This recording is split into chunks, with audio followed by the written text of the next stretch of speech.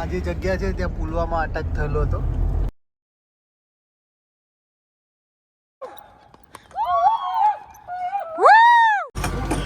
એકદમ fresh એપલથી juice બનાવે છે.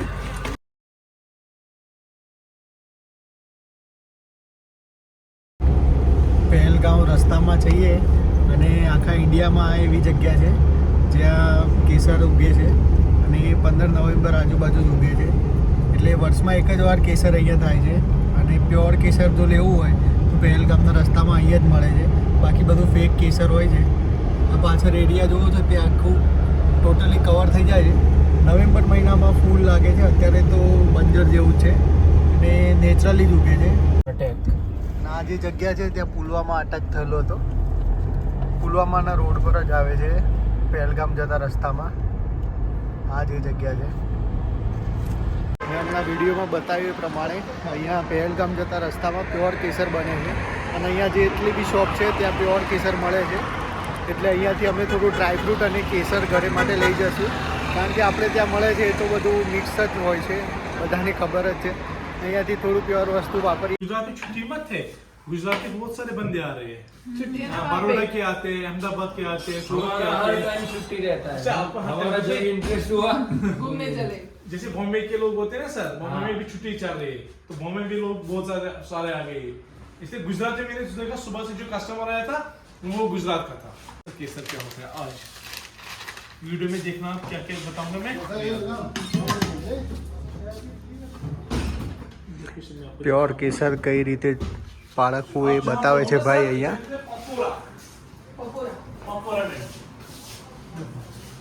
हमारी अपनी खेती कैसी होती है कैसी. ये जो सीड है ना सर ये लगाते हैं जून के महीने में. अक्टूबर और नवंबर में इसके फूल उठाते हैं हम लोग सर. ये जो फील्ड में ऐसे लगाते हैं डायरेक्ट सर. ये एक बार लगाए हैं ना 20 साल तक इसको नहीं निकालना पड़ता है सीड को. ये सिर्फ पानी ऊपर से डालना पड़ता है. फील्ड में हर साल खुद ब खुद निकलते हैं फ्लावर्स. 20 साल के बाद ये निकालना पड़ता है. ये दोबारा फिर यूज होता है. ये इसकी लाइफ होगी 300 इयर्स 400 इयर्स. सीड कभी एक्सपायर नहीं है तो दोबारा यही यूज होता है. 20 साल के बाद 20 साल के बाद यही यूज होता है सर. इसको थोड़ा फ्रेशनर करते हैं फिर सीड दोबारा यूज होता है 20 साल तक.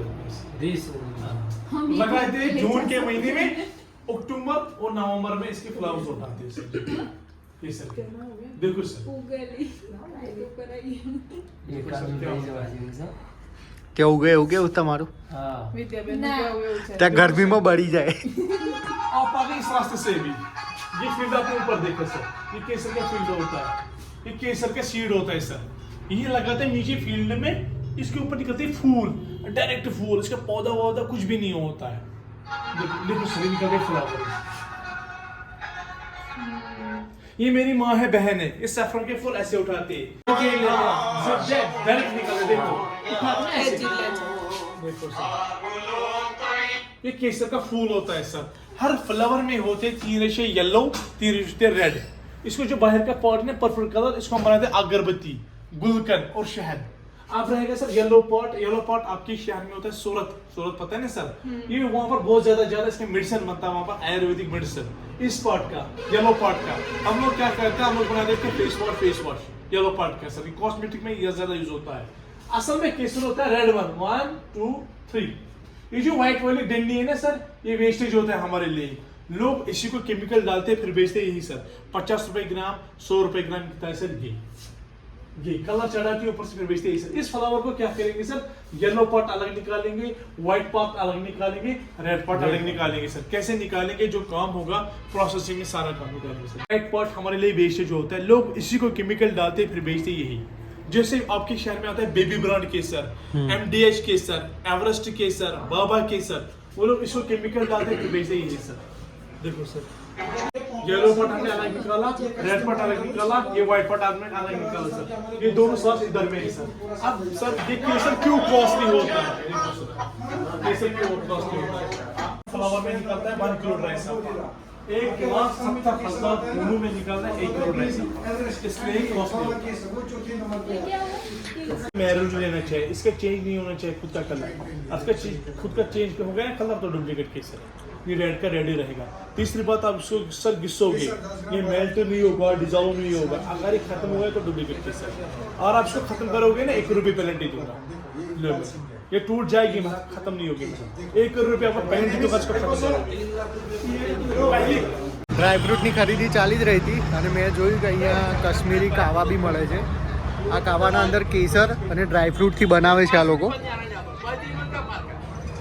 મીઠી ડ્રિંક હોય છે આયરી અને આનાથી બહુ બોડીમાં હીટ લાગે છે કારણ કે અહીંયા બહુ વેધર ઠંડુ હોય છે એટલે એ લોકોની બોડીમાં થોડું ગરમી લાગે એટલા માટે આ રાખે છે.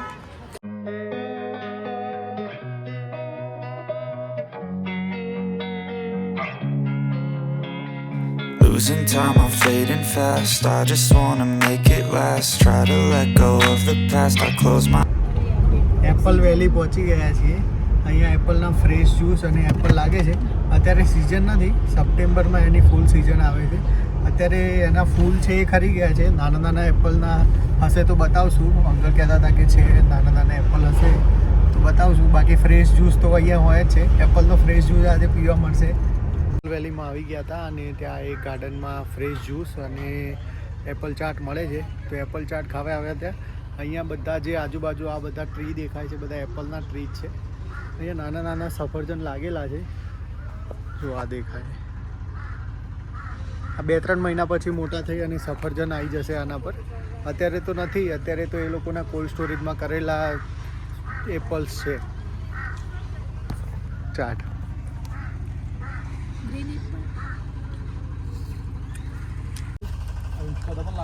फ्रेश सेब है.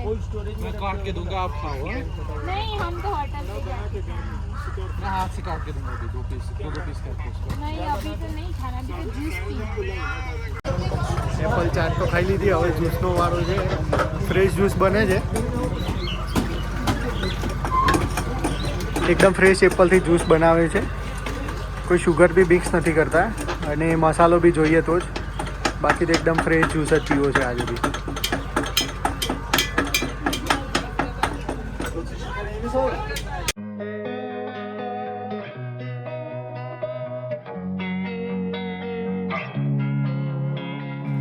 losing time, I'm fading fast. I just wanna make it last. Try to let go of the past. I close my eyes. Pahalgam પહોંચી ગયા હતા 5-1 વાગે જેવા. વેલીમાં જવા માટે ટાઈમ બહુ ઓછો હતો એટલે ફટાફટ ઘોડાનું નક્કી કરી અને વેલી તરફ જઈ રહ્યા છીએ. મિની સ્વિટ્ઝરલેન્ડ આજે કવર કરવાનું છે આપણે અને વચ્ચે બીજા 2-3 જેવા પોઈન્ટ આવે છે એ બી જોઈશું. એ મને અંદાજો નથી કે કયા કયા પોઈન્ટ છે એકચ્યુઅલી. બસ ખાલી એક મિની સ્વિટ્ઝરલેન્ડ બહુ ફેમસ છે. ફર્સ્ટ પોઈન્ટ આવી ગયો છે. અહીંયા પાછળ દેખાય છે એ પહેલગામ વેલી છે. અહીંયા જે આ પાછળ ગામ દેખાય છે ને એ ફર્સ્ટ ગામ હતું. અહીંયાનું સૌથી જૂનું ગામ આ જ છે. हमारा यहाँ नो फर्स्ट पॉइंट है. और सेकंड पॉइंट આવશે ત્યાં साइड में श्रीनगर आता है. क्या है ये कौन सी वैली है? यहाँ से कश्मीर वैली आता है. जो ये पहाड़ है ना, इसके बैक साइड में श्रीनगर आता है. तो यहाँ से 2 दिन का ट्रैक श्रीनगर है, इसलिए इसका नाम कश्मीर.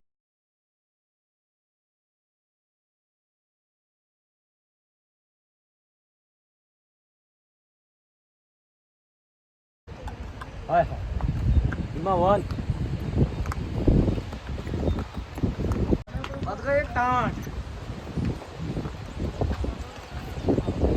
से बोलो. रहता है डबियन वैली. डबियन हंटिंग प्लेस जो यहाँ का महाराजा हरि सिंह का, यहाँ पर उसने 21 से 2 शिकार किया था, शेर और हिरण का, इसलिए इसका नाम है डबियन वैली, डबियन हंटिंग प्लेस. क्या हुआ ना और? हवा हवा हवा, इसलिए इसका नाम है डबियन वैली. बेटा उठाएगा फोटो. थोड़ा पीछे जाके पूरा ખાલી મિની સ્વિટ્ઝરલેન્ડ પહોંચી ગયા છીએ. વચ્ચે રસ્તામાં જે પોઈન્ટ હતા એ પેલા ઘોડાવાળા ભાઈએ કીધું છે એ પ્રમાણે એમના વિડીયોમાં એમને સમજાવ્યું છે. મેં વિડીયોમાં વ્લોગમાં નાખ્યું છે. મને બી એક્ઝેક્ટ આઈડિયા નથી એટલે મેં કંઈ એમાં એડ નથી કર્યું. એમને જે સમજાવ્યું એ પ્રમાણે જ છે. મિની સ્વિટ્ઝરલેન્ડનો વ્યૂ બતાવું.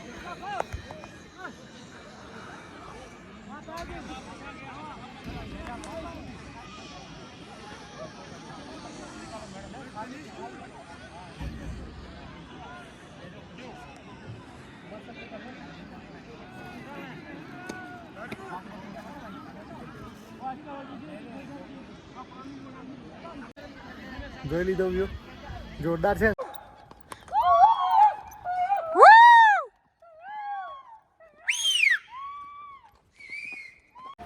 આજે પહેલગામમાં મિની સ્વિટ્ઝરલેન્ડ કવર કર્યું, રસ્તામાં એપલ વેલી કવર કરી અને કેસરના જે બગીચા અને ખેતર હતા એ બી તમને બતાવ્યા. હવે આજના દિવસનો અંત અહીંયા જ કરું છું અને કાલે અમે આરુ વેલી અને બેતાબ વેલી જવાના છીએ. એના માટે પ્રાઇવેટ ટેક્સી અહીંયાથી જ કરવી પડશે, એટલે બહુ વહેલા ઉઠીને એનો જુગાડ કરવો પડશે કંઈક. તો એના માટે સવારે વહેલું ઉઠવાનું છે, એટલે આજનો દિવસ અહીંયા જ ખતમ કરું છું. બાય.